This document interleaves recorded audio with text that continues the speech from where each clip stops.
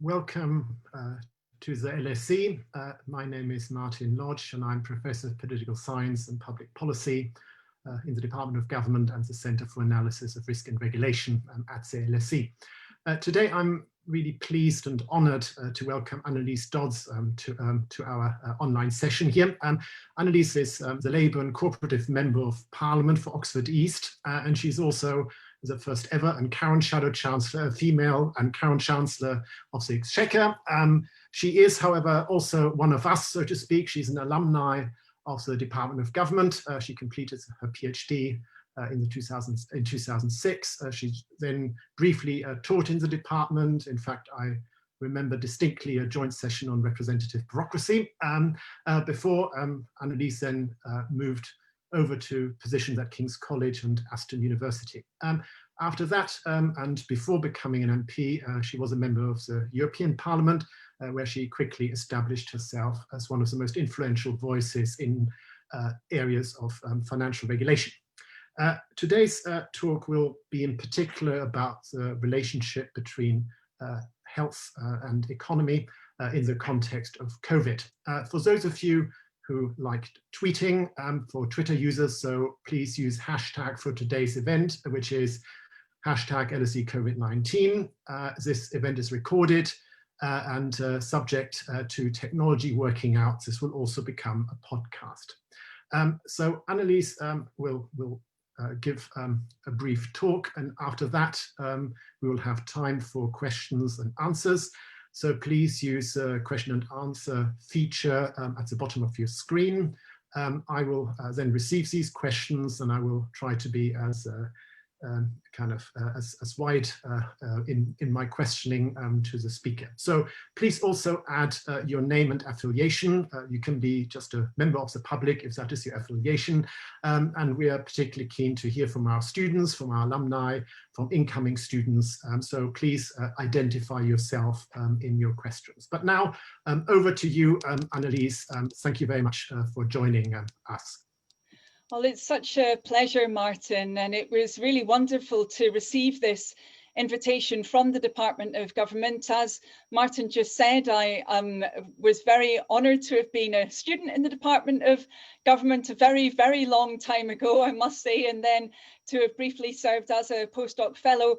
And it's particularly lovely to be here with Martin, who was such a fantastic colleague and obviously has done so much for the field of risk and regulation and indeed public policy and the study of the state more generally. I'm really looking forward to the discussion, to the Q&A in a moment. But as Martin mentioned, I wanted to just start the discussion by offering a few reflections really about the relationship between our economy and public health. As I think we're all sadly aware, the UK is currently experiencing the highest death rate from coronavirus in Europe, as well as the highest total number of deaths in Europe. And in tandem, we've suffered the worst recession of any major economy, the worst recession in all of the G7 after the crisis hit.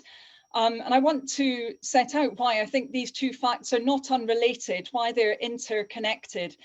I would argue that at the heart of much of the mismanagement of this crisis over the last 10 months has been an insistence that you can treat the health of a nation and its economy as distinct entities to be traded off against one another. You either, according to this argument, choose health and lock down the economy completely in a bid to prevent the virus from spreading, or you choose jobs, easing restrictions as rapidly as you're able to get people back to work. But this narrative isn't only untrue, it's self-defeating. By setting up a false choice between health and our economy, I would argue that our government has chosen neither, and rather than choosing jobs, we've actually seen record redundancies in the UK. We had slowness to lock down last March. That meant a higher death toll before public health measures were imposed. But it also meant that when the lockdown did come, it lasted longer and caused greater economic damage. And we've seen since that pattern repeated twice over. I would say that the Chancellor's desperation to reopen the economy as quickly as possible and extricate the Treasury from its various support schemes has been swept away by successive waves of the pandemic. And we've been forced obviously into a short-lived tier system, another set of nationwide restrictions, the cancellation of Christmas plans, and now, of course, back into a third lockdown. And this stop-start approach has done untold harm to jobs and businesses. We've seen unanticipated continuation and then repeated tinkering with economic support packages, with the furlough scheme extended a matter of hours before it was due to expire. And after a replacement scheme was already on the books, employers and employees can't plan on that basis. This hammers confidence, both in the ability to get a grip on the health crisis and in the overall state of the economy. And we saw this in the run-up to the first lockdown. Even before the government ordered people indoors and businesses to close, substantial voluntary social distancing had already started to take place. As the IMF has argued, when people fear that the virus is getting out of hand, they reduce social contact and economic activity along with it. They do that spontaneously. The Bank of England notes that this can lead to recession, even in the absence of legally enforced measures. So the challenge for policymakers during a pandemic is to work out when and how to intervene, not whether. And there are clearly an array of defences that can be adopted, with James Reason's Swiss cheese model providing an effective visualisation of the layers of different measures required. Measures to prevent the disease from entering communities, to identify where it is, to isolate it, and then to reduce its transmissibility. Social distancing is obviously only one defensive measure, and one which affects different groups in very different ways. Young workers in insecure jobs in non-essential sectors suffer much more than those who are retired. And if uncoordinated and voluntary social distancing still does not get the virus under control, especially in the absence of effective test, trace and isolate measures, and the R rate, that replacement rate or infectivity rate, remains above 1, then we've seen how a severe national lockdown becomes inevitable. Indeed, the UK has gone through this cycle, as I mentioned, no less than 3 times. There has to be another way. And this is to accept that while it has obviously been hugely disruptive, managed social distancing has unfortunately been necessary. It has reduced the transmission of the virus and kept it under control, preventing the NHS from being overwhelmed. And it has avoided the stop-start nature of repeated lockdowns that cause so much economic harm. But to be properly effective, managed social distancing must go hand in hand with an economic support package that lets businesses and workers know where they stand. It also requires, as I said, a properly functioning test, trace and isolate system. Instead, we've seen in the UK, the government spend £22 billion on a privately outsourced test and trace programme, which has often bypassed local authority expertise and failed to deliver. And we have an isolate system that is simply not fit for purpose. Done properly, managed social distancing and self-isolation both have positive economic impacts. They prevent people from spreading the virus and they make wholesale national lockdowns less likely. Managed social distancing, though, requires government intervention to work, a set of clear, understandable rules for everyone to observe, and economic support for affected businesses and workers while those rules are in place. The same is true of self-isolation. People need clarity over when and how to self-isolate, and they must be enabled to do so without falling into debt. And here, very sadly, the UK has been failing. Evidence from SAGE shows that many people are not self-isolating because of the potentially catastrophic economic effects for them personally. A paper published last week suggested just 3 in 10 people with symptoms are self-isolating, with financial hardship, low socioeconomic status, and an inability to work from home, all linked to barriers. Gig economy workers are reportedly avoiding getting tested for fear of the lost income that accompanies self-isolation. Now, statutory sick pay in the UK is just £95 a week, and the Health Secretary has conceded he would not be able to live on it. Despite repeated questioning, the government has failed to commission or publish evidence about the deterrent impact of failing to improve statutory sick pay. Instead, a new system, a £500 test and trace support payment, was introduced, automatic for those claiming qualifying benefits, but discretionary for those who aren't. Only 1 in 8 workers is automatically eligible, with others reliant on the discretion of their local authority. This results in a postcode lottery. Camden Council has approved 75% of applications for its discretionary payments. Sandwell has approved just 16%. And many councils are running out of money for these discretionary payments, leading to a first come, first served scenario. The government has said funds need to last until January the 31st, as if the pandemic will somehow respect that arbitrary date. Now, the arrival of effective vaccines has been wonderful to see, but even if the current timetable is accelerated as it needs to be, the rollout of these vaccines will take time. And in addition, we must be prepared for scenarios where new variants of coronavirus require new vaccines. And so we may sadly be living with this virus for a while yet, all of which means we have to get an integrated health and economic response right. That requires 3 core elements. First, an economic support package that goes hand in hand with public health restrictions, enabling managed social distancing to protect the NHS and secure the economy. That package needs to be clearly communicated so businesses and workers know exactly what to expect in the months ahead. Second, much clearer communications around the test and trace support payment, both for those who are automatically eligible, but also crucially a single clear set of guidelines for the discretionary element to end the postcode lottery. And third, government must commit to giving local authorities the resources they need to make those discretionary payments. If someone needs support, they need to be able to access it, no matter where they live, no matter where and when they develop symptoms. Councils have already had to spend £750,000 of their own finances to do the right thing, and this when their budgets are stretched to breaking point.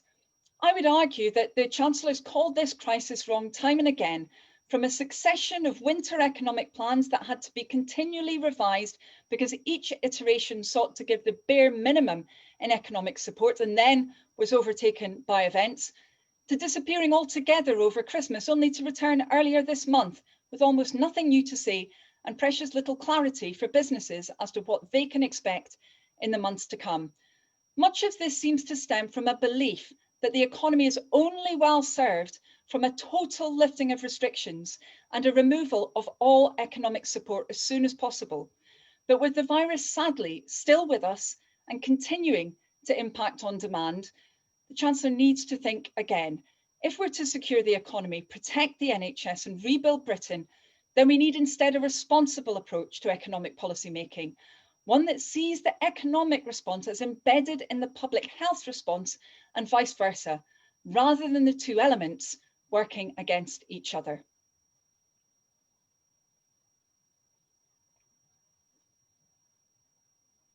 Thank you very much, Anneliese, for this. So now it's the time for questions, and things have been flooding in. So I will now try to do justice to the various questions. So shall I just kick off? Yeah, are you ready? Okay, so first question from David Merrill, member of the public. So here sort of the question is, could you sort of consider a bit the financial constraints that, kind of the UK government will face, especially, given the kind of the 3 conditions you just highlighted, and do you think the UK is facing sort of some risks of insolvency or run on bonds and such like, or is there sort of even some advantages of not being in the Eurozone and such like? So what do you think is sort of the territory or the terrain you have to navigate, given the kind of ballooning debt burden? Yeah, I mean, I think that's a very important question. Thank you, David. And I would say currently we're in a situation where obviously interest rates are very low, where it has been possible for government's debt to be financed, for that to be done at low cost.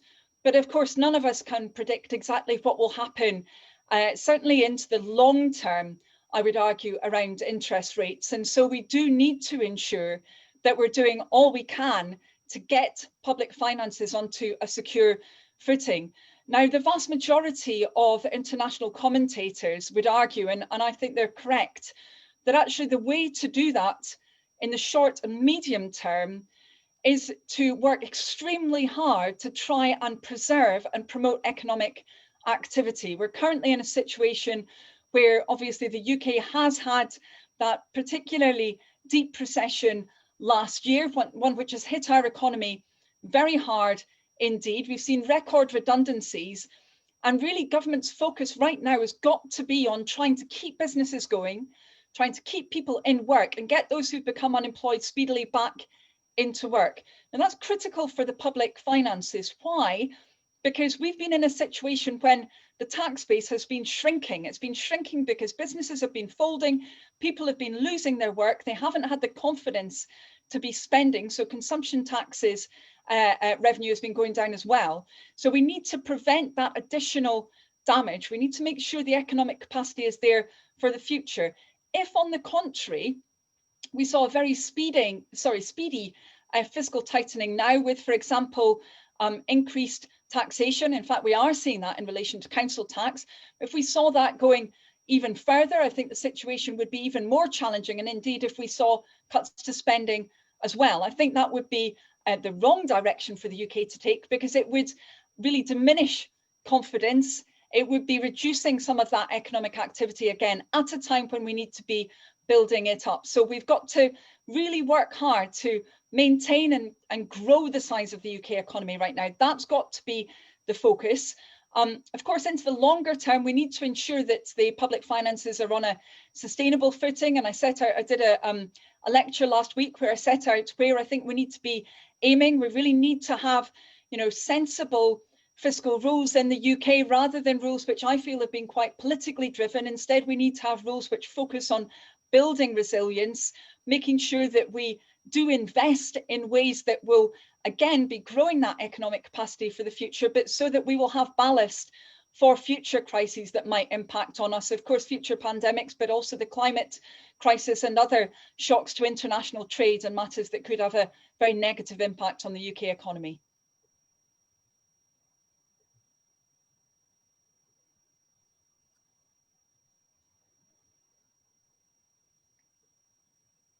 Question by Beth Phillips, Beth, an LSE alumni. So she suggests or questions, that you highlighted that the UK is vulnerable as a service-based economy. What is the vision of, the economy to make it, in a rebuild Britain, to, make it more resilient? Is there sort of a need to move away, or sort of do the characteristics of the service economy have to change? Yeah, thanks very much, Martin, and thanks, Beth. I think that's an incredibly important question. I would argue that while I think some of the economic impact that we've seen in the UK has been due to our overall mix between services and manufacturing, actually we've seen a very hard hit on manufacturing as well. So I don't think the impact has been uniquely down to the overall mix of our economy, but I think we do need to see not just, I would say, more of a focus on ensuring that we both attract and retain particularly advanced manufacturing, but we also need to see productivity growth in many areas of services as well. And we need to see that right across the country. Of course, we've seen a real growth, sadly, in the gap between levels of productivity growth between different regions of the United Kingdom. We need to work very, very hard to arrest that. How do we do it?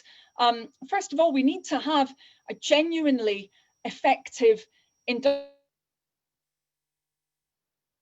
policy. Over recent years, we have seen a recognition that industrial strategy is necessary after a long period in the UK when that phrase was virtually banned, unfortunately. But we need it to be effective. We need to make sure that, in particular, those issues around skills, training, educational disadvantage, that they're focused on much more systematically. I mean, we've been seeing, for example, the number of apprenticeships going down, particularly amongst disadvantaged young people over time. That must be changed into the future.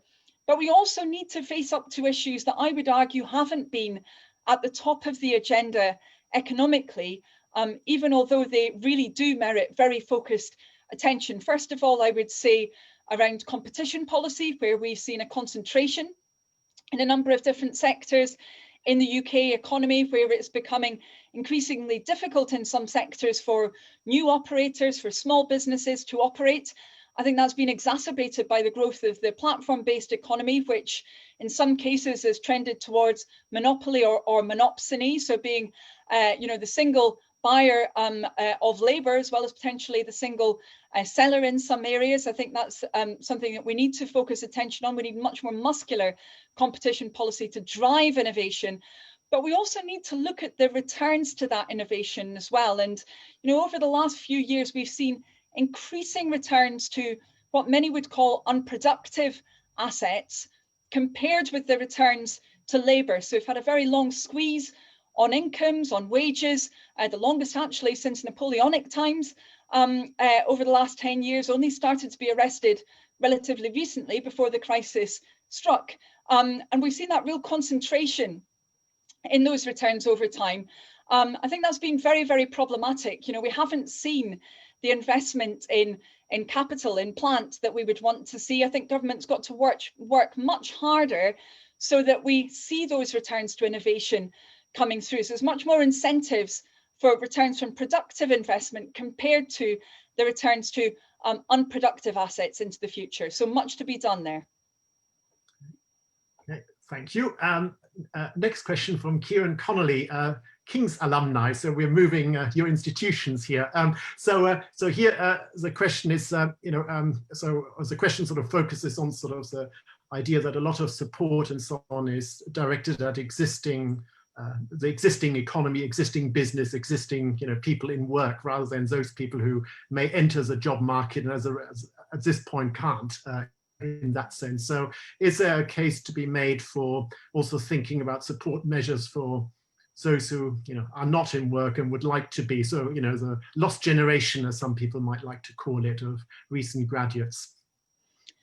Absolutely, and I think it's a very important point that Kieran has made there, and I think here it's interesting to compare the overall approach, of course, that's been taken by different countries to this crisis.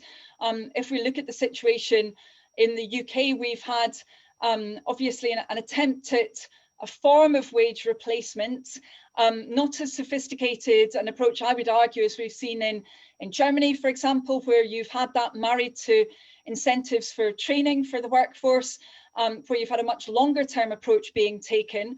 And we can contrast that approach of forms of wage maintenance, essentially, to retain that relationship with the employer, to the situation that has existed in the United States, obviously, where instead there was a really strong boost to out of work support to unemployment benefit, of course, coming from a very low level. But of course, the UK's level of support for unemployment is very, very low in international comparison as well, in terms of the replacement rate from universal credit compared to the average wage.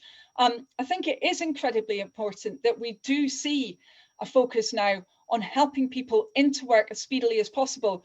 And there needs to be at least two elements of this. So first of all, we need to have effective measures to help those, particularly those who've become unemployed, speedily back into work. We know that if a young person, for example, has spent a substantial amount of time out of work, then that can have as much of an impact on their income as up to a fifth of their income in lifetime terms, compared to if they'd stayed in work during that period. So it has a really significant impact on them individually. It has a significant impact, obviously, on the economy as well.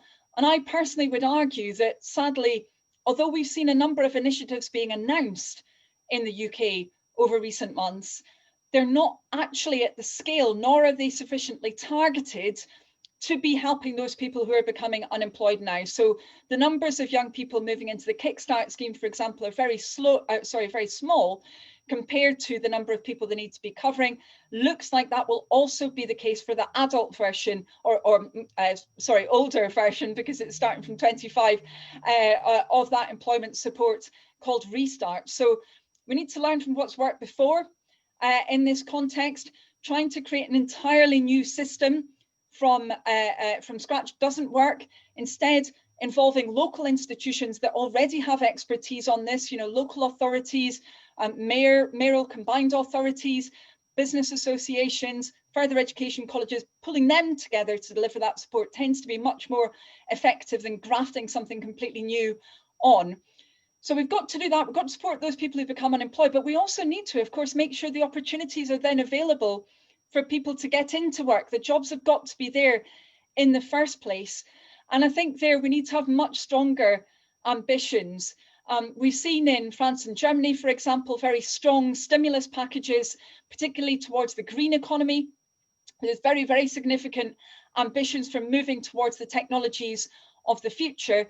And myself and Ed Miliband, who's a Shadow Business Secretary, we released a report a few months ago now setting out how we think if capital investment was accelerated into the next 18 months, that could support the creation of very substantial amounts of additional employment, some of which could come on stream really pretty quickly. If we had a very substantial retrofitting programme across the UK, sadly, because of the general poor performance, unfortunately, of a lot of homes in the UK in energy efficiency terms, you would be able to support employment right across the country, including in many of those communities where we have quite high levels of youth unemployment in particular. Okay, thank you. So we've got now a question from Kieran, an undergraduate student in the government department. So here, Kieran cites apparently research from Morgan Stanley and Goldman Sachs, which sort of suggests that as a pandemic is, you might say, sort of has an asymmetric impact, that some parts of the economy are doing quite well, less hurt than other parts, there's particular workers and small businesses. I mean, is there, what do you think are sort of the challenges or solutions even to sort of deal with this, you might say, sort of asymmetric or, impact and, kind of how to target and support where it's needed rather than less needed and, given also the political strengths of these parts of the economy, you might say? Yeah, I think that's a very interesting question. We haven't had, in most people's living memories, arguably we could say obviously in the Second World War, there was an impact, very clear impact on economic activity, but we haven't had for many decades a situation where government has had to choose to explicitly shut down a number of sectors of the economy. So very obviously there's been a concentrated impact on the visitor economy, all of those areas which rely on footfall, essentially, hospitality, performing arts. I think we all know the cases and we all know the impact. I think it's critically important here that we move away from what I feel has been a very unhelpful approach towards so-called viability that we saw last year. Actually, before the crisis, sectors of the UK economy like the creative industries and hospitality had been growing pretty strongly. They'd actually been, particularly in export terms, very significant for the UK. And then we saw a bit of a slide into some claims that, well, these industries are becoming unviable. I think with the advent of the vaccines, I think it's pretty clear that we should be having a very strong future for many of those industries, but obviously there's a short to medium term very difficult situation for them until social distancing becomes unnecessary and we do have that grip on the public health crisis. So I think we need to preserve that capacity. That will be very important. But then secondly, I think there's been an unequal impact, not just on those different sectors, but of course on different groups of people as well. And I think it's important that's reflected in government policy. So we've had some suggestions coming from government that, for example, we just need to almost look forward to when restrictions are lifted and all those people who've been saving will suddenly start to spend their money and that will get our economy moving again. Of course, I hope that we will be in a situation where people will be able to go out onto their high streets and into restaurants and theatres and everything else. But we cannot rely on that because actually most of the evidence suggests that more people have seen a hit to their income than have been able to build up their savings. So this is very unequal picture, and we'll have quite high numbers of people who've ended up in really severe financial difficulties. So there are many measures that need to be taken to ensure those people are able to build up their financial resilience again. And of course, this isn't a short-term issue. I think it was about a quarter of UK families who didn't even have £100 in the bank when this crisis hit. So in the longer term, we've got to act to build up people's financial resilience so that we don't end up facing another crisis in the way we have this time round. Which leads me to a sort of a huge question posed by Alice Morris, which is, do you think thinking, again, or, in a renewed fashion about universal basic income is sort of one way to think about sort of, support either during a pandemic or even in a more long-term way?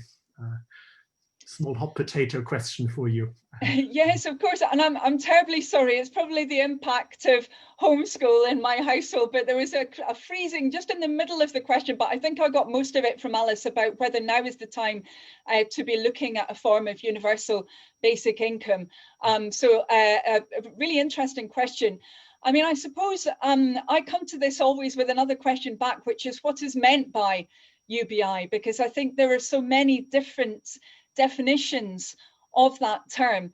I mean, I would argue that many aspects of the UK's social security system have been shown to be not fit for purpose during this crisis. So the fact that it's heavily conditional, people have to wait for a very long time to receive support, and then you still have sanctioning, for example, being applied to, for example, workers in their early 60s who've just become unemployed for the first time. That simply doesn't make sense. So, if UBI refers to a less conditional approach towards social security, then I think, this crisis has shown that that's very sensible. Equally, however, you have some who would describe UBI in a very different way. They would say, well, it's got to apply to a system where you essentially bundle up all of the social security spending and then divide it equally amongst everybody.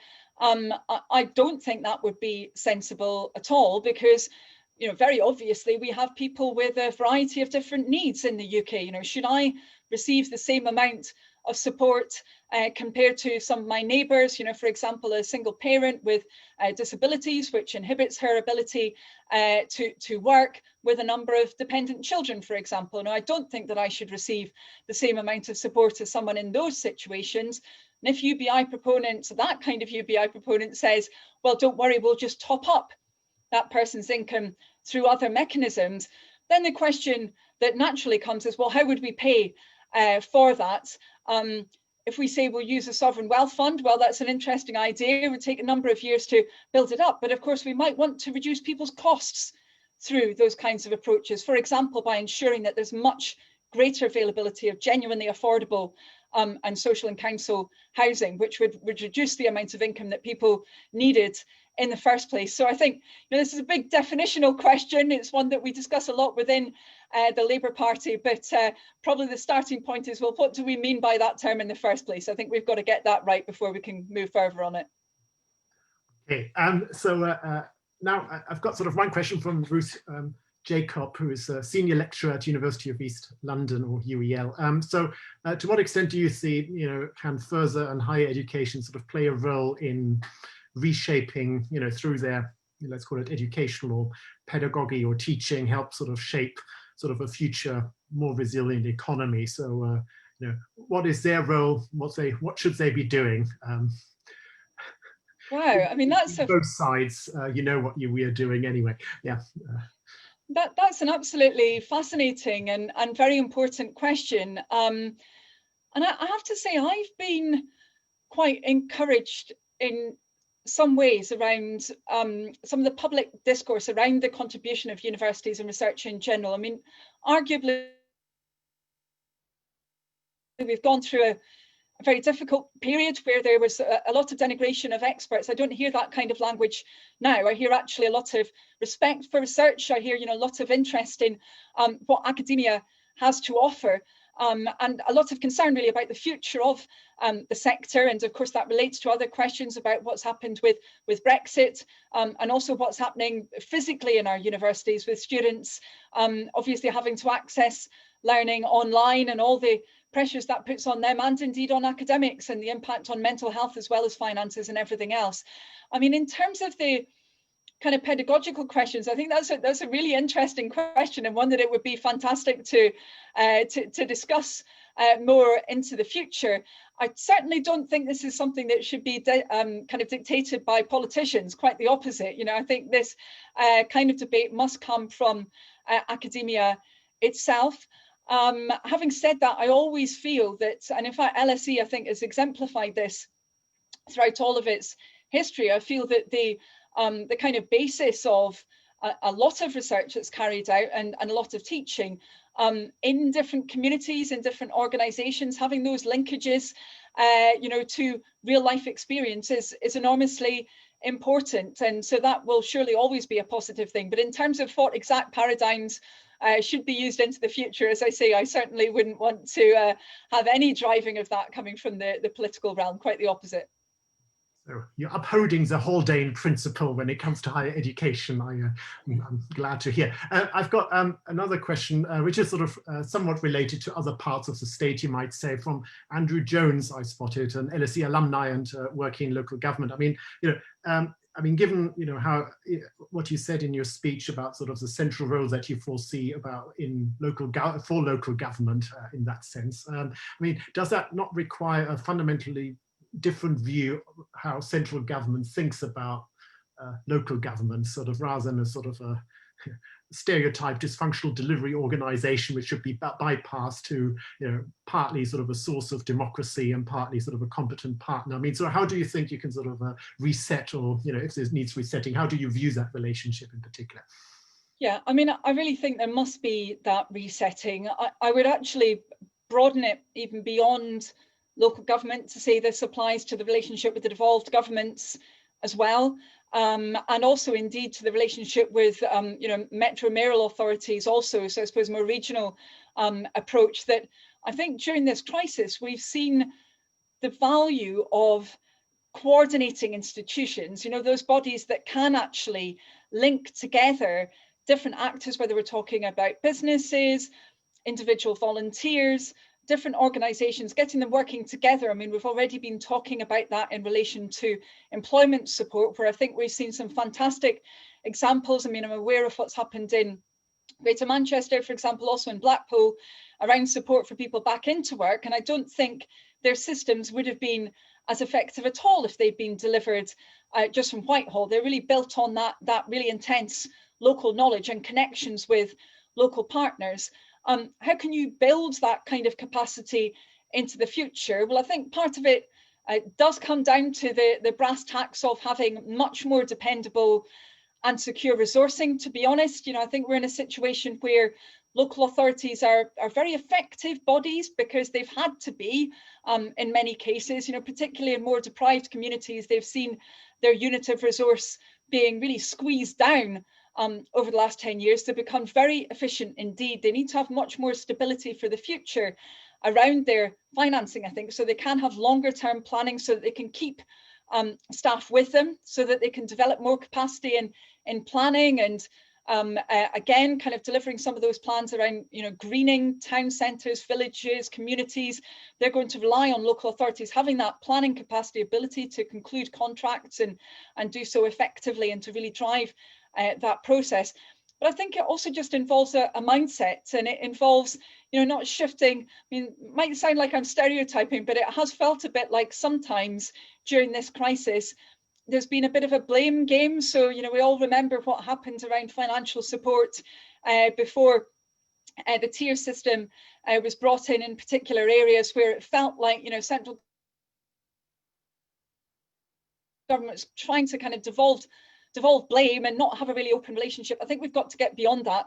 We need to have a sensible relationship which acknowledges genuine partnership. You know, there are different functions for different levels of government. And I think there's some good examples here. I mean, actually in Wales, it's quite interesting that you've had obviously different parties involved, Labour Party, but Conservatives as well, and Plaid Cymru, and actually quite good working between the local level and the national level in Wales. So I think, you know, a lot to be learned from that into the future. Okay. Now, again, you know, I mean, we're riding through the topics here, so, you know, on something different. And now from a question from Jess Parker from the BBC. So Keir Starmer says he wants to scrap universal credit. Would you do this in the first term of a Labour government? And what would replace it, if anything, I guess? Yeah, so Jess, the key word here is replace. We want to make sure that we have a social security system that is effective. And as we were talking about a moment ago, the current system where people have to wait for 5 weeks. If they don't wait for 5 weeks to get that support, then yes, they can get some support, but it's just a loan, so locking many people into debt immediately.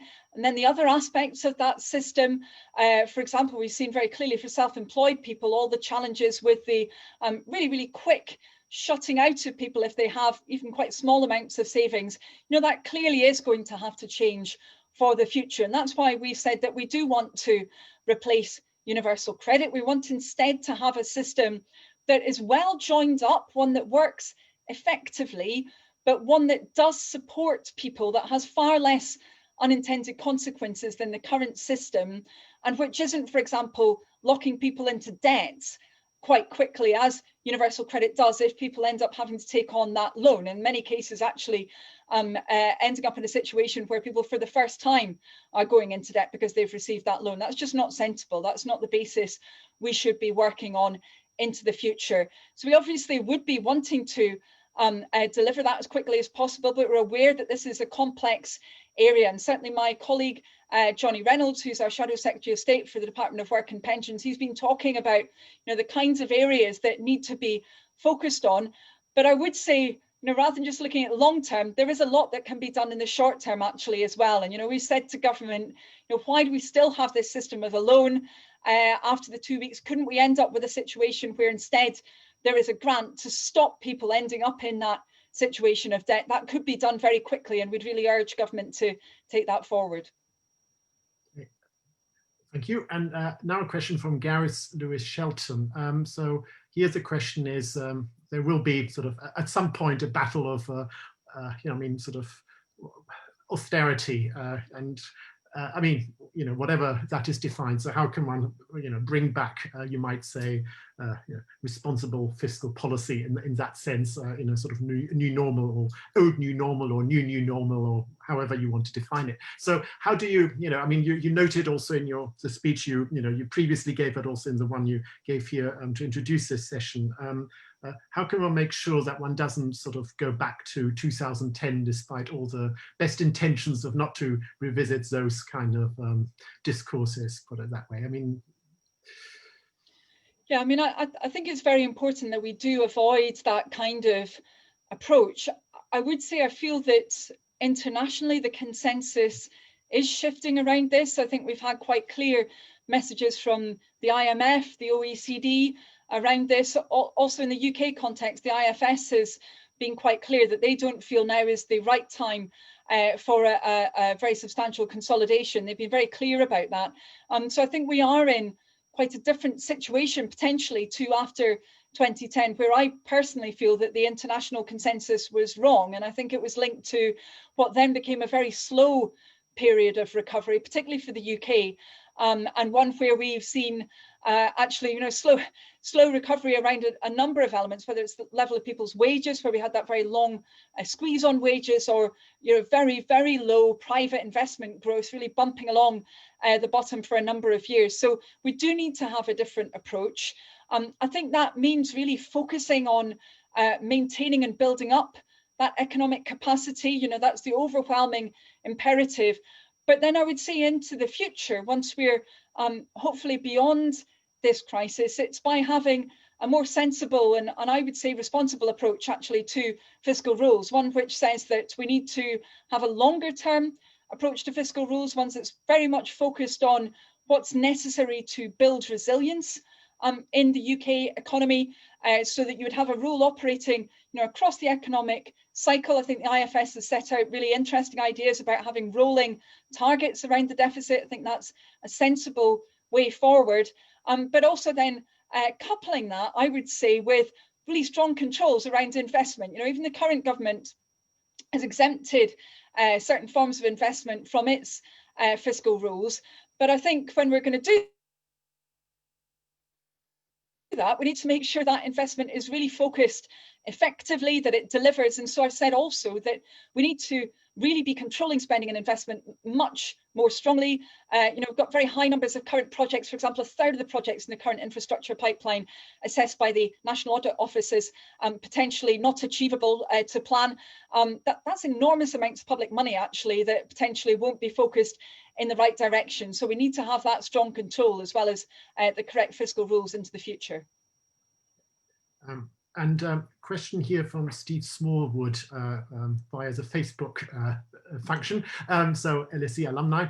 So here, so kind of, I mean, we've just discussed a lot about sort of this UK at large, but here's sort of the question is, given devolution and different kind of place the different devolved regions are in, how much scope should there be for sort of different approach for different regions or different nations of the UK?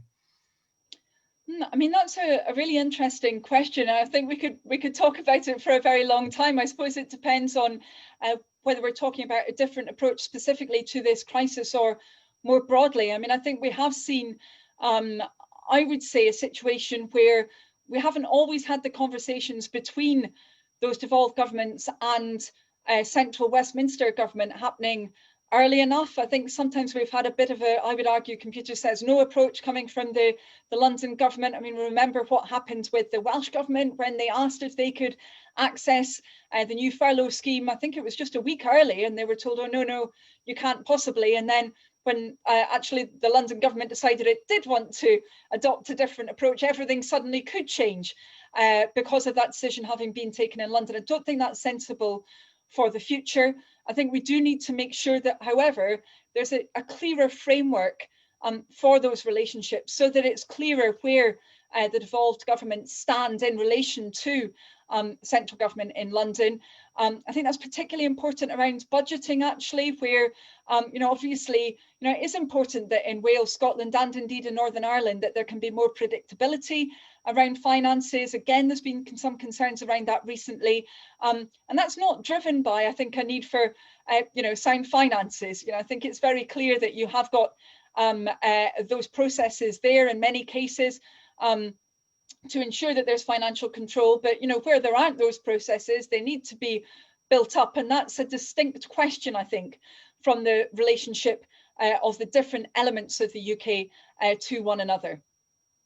Okay, which I suspect this next question from Hannah Brewerton has, I mean, in my addition to it, would have a devolved angle to it too. But her question is basically thinking about sort of other countries' experiences, New Zealand, China, Vietnam, and so on, which have gone for what one might call a zero COVID or no COVID strategy, whatever the label is. I mean, do you think this is sort of the way to go in view of your earlier comments? And what do you think are the risks and opportunities for embarking on such an approach?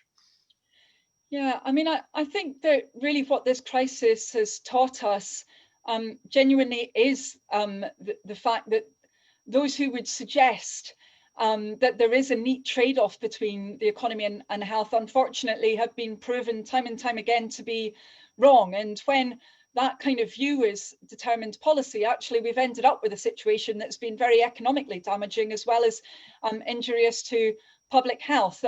I think that Patrick Vallance, obviously one of the government's very senior advisors, I mean, he set this out quite clearly, saying that actually what's necessary is to have action being taken very speedily. It's really important to act quickly.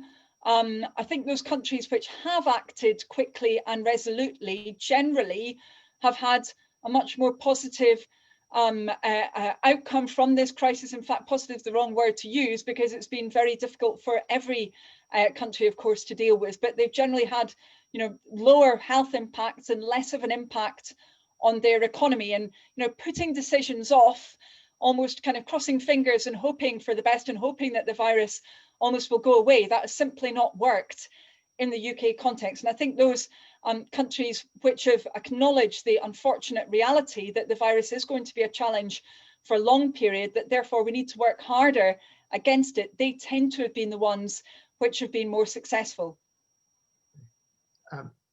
Again, sort of one question, sort of moving to, I'm just seeing on the you know, the most popular question at present, which I haven't asked you. This is a question by John Staples, and who, referring to a previous LSE lecture where people advocated a one-off wealth tax, you know, as sort of one way to, you know, move it forward. I mean, you know, that's something that you are entertaining? I mean, I would say that in the near term, as I mentioned before, I do think it's important that government is really focused on protecting economic capacity. I mean, there have been some suggestions that, for example, we could see very speedy change to the capital gains regime. I mean, there are many anomalies within that regime, but do I feel that government has got the bandwidth to sort that out right now and to do so effectively without creating additional loopholes? I'm afraid I'm really not confident that they would be able to achieve that change now. I think we do need to have a more progressive tax system in the future. I mean, to me, that's very obvious. I think it's very important that we do need to see that fairer system. But I think it's very important that we really determine how that would work with all the evidence and make sure that any changes are fully backed by the evidence, that they're going to be effective. So I think that means, again, not right now, while we're in the middle of a crisis, trying to create a new regime, and in particular, not doing so in order to avoid any political hit from doing so closer to a general election. You know, we shouldn't have politics driving this. We should really have the interests of the economy at the fore. Okay. And sort of on that line, there was a question by Josh Turner, who is an LSE student, who inquires, you know, what fiscal policies do you support, which the government has sort of sought to implement? You know, I mean, for example, bounce back loans and so on. So are there sort of examples that you would sort of say that's the right way to go?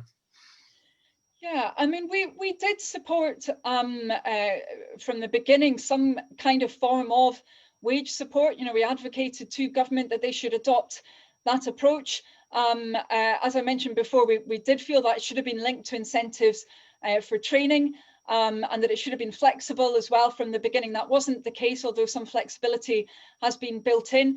We also supported the delivery of the loan support that's gone in. But I would say generally, I think we're concerned that really government hasn't necessarily thought about many of these measures across a longer term. And I think that's particularly been the case around kind of ex-ante conditionality. I mean, I don't think it would have been appropriate to apply ex-post conditions. You know, it wouldn't be right to say, oh, well, a certain business couldn't have access to the furlough scheme because of, you know, for example, previous tax practice. That would just be very, very unfair on their employees. I don't think that would make sense at all. But we have seen in a number of other countries that where support has been provided, government has reached agreement with those benefiting from that support, that there will be a positive impact from it. For example, that it'll be linked to retaining employment, or in the case of some of the support for aerospace, for example, in France, that it would be linked to environmental improvements. I think the fact that generally that hasn't been adopted in the UK has been an issue. So, for example, we've had furlough payments actually being used to pay off people's redundancy periods until relatively recently. So clearly not supporting employment at all, because there wasn't that conditionality built into the system, as I say, forward-looking, not backward-looking. And I think that has been an issue with many of the schemes. So we did support those schemes being created, but I think around the design, there are a number of remaining issues there. Thank you. Now a question from Bruno Binetti, an LSE PhD student. So, you know, long-term question. So, you know, where do you sort of see, you know, the place of the UK economy in a sort of global economy post-Brexit? You know, so where would it like to be? Where would you like it to be? Do you think with the current Brexit deal you can get there, or what other added vitamins do you need to get where you would like to be?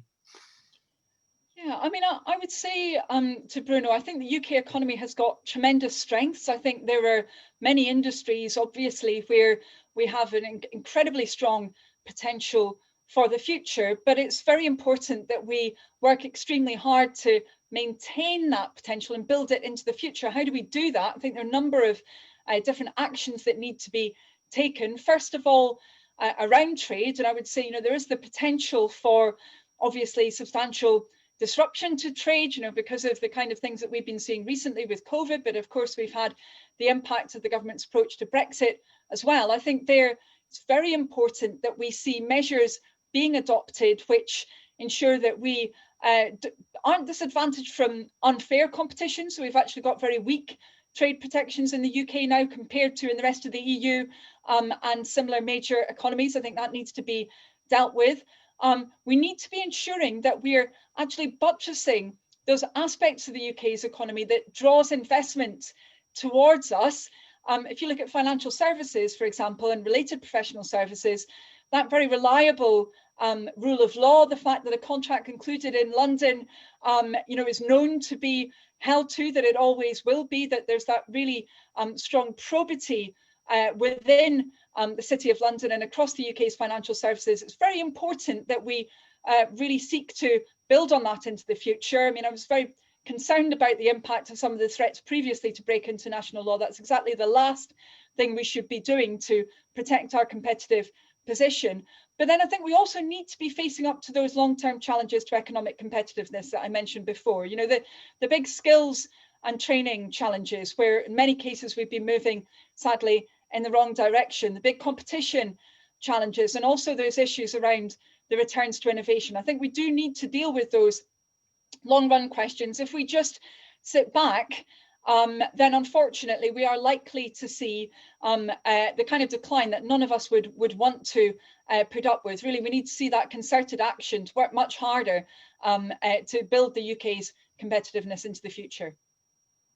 Okay, I think now, unfortunately, we have a final time here, a final question here. So I think we've grilled you, but let's have one final one, and I'll just pick here the question, the last by Alistair Brown.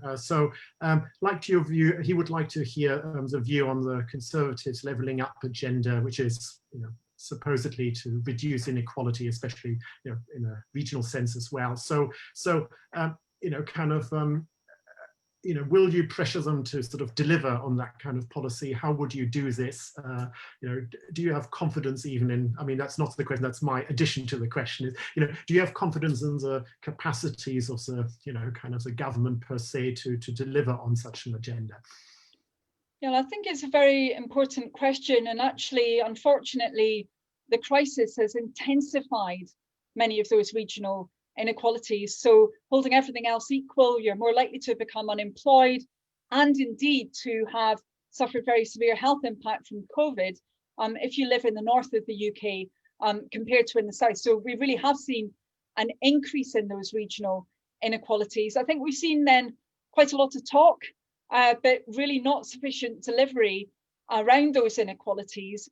And I would say that's the case in two directions. First of all, I would relate this back to the previous discussion about delivery of infrastructure. We've seen so many projects being announced, sometimes announced a number of times, and either not being delivered or not even being started. I mean, you look at, for example, Crossrail for the North, which everybody would say, well, we really need to have that, Northern Powerhouse rail. Sadly, although we have had many commitments towards that, it's not even been fully approved as a scheme, Northern Powerhouse Rail. So, too much rhetoric, I would say, and not enough actual delivery on many of those projects. How do we improve that? I think we do that not by a centrally driven process again. I mean, if you look at the Beachings reopening system, for example, in the UK, that relies on individual MPs going and making a pitch to the Department of Transport. I think that's completely the wrong way around. This process should be driven by local areas identifying where the problems are with transport connectivity and other forms of infrastructure connectivity, and then themselves deciding how this needs to be sorted out and ensuring that we then get the right investment put in. So that needs to be sorted out. But then I would say also, this isn't just and should not be about kind of shiny photo opportunities for politicians with hard hats on next to new railway stations. New railway stations, of course, are important, and we need to make sure that they're put in where they're required. But actually, if we're not dealing with, for example, high childcare costs, if we're not dealing with a lack of transport with buses, for example, to get to where the jobs are, that's very often what people would rely on. If we're not dealing with poor quality housing, then actually those factors which hold back people across so much of the UK are not going to be effectively dealt with. So let's really focus on people's quality of life in different parts of the country. Let's have a longer term perspective. I think that's what would genuinely be tackling those regional inequalities, rather than perhaps some projects which might attract the photo call, but are they really going to change people's lives into the future? That's the big question.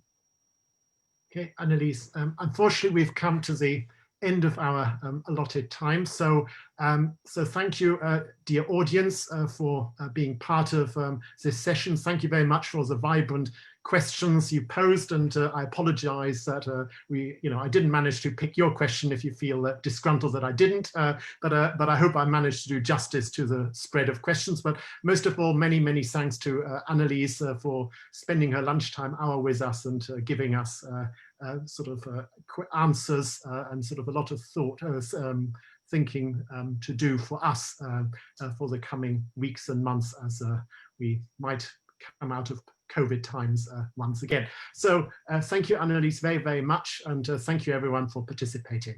Bye-bye.